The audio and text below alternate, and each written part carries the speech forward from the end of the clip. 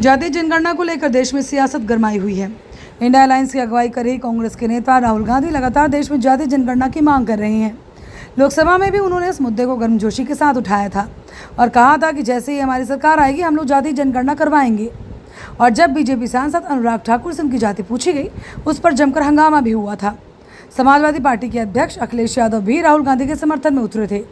इस मामले पर जब दिल्ली से बीजेपी सांसद मनोज तिवारी ने तंज कसा है, कहा है कि राहुल गांधी को मेंटल हेल्थ चेकअप की ज़रूरत है, उनका हेल्थ चेकअप होना चाहिए। पटना में मीडिया से बातचीत करते हुए मनोज तिवारी ने कहा कि राहुल गांधी को इलाज की ज़रूरत है, उनका मेंटल हेल्थ चेकअप होना चाहिए। सबसे ज़्यादा चिंता तो इस बात की है कि राहुल गांधी दुनिया की जाति जानना चाहते हैं और अपनी जाति बताना नहीं चाहते। आखिर क्यों? जब उनसे पूछा गया कि आपकी जाति क्या है तो उन्होंने कहा कि मुझे गाली दी है। जब उनसे जाति पूछना गाली है तो फिर दूसरे की जाति पूछते हैं तो वो भी तो गाली हुई।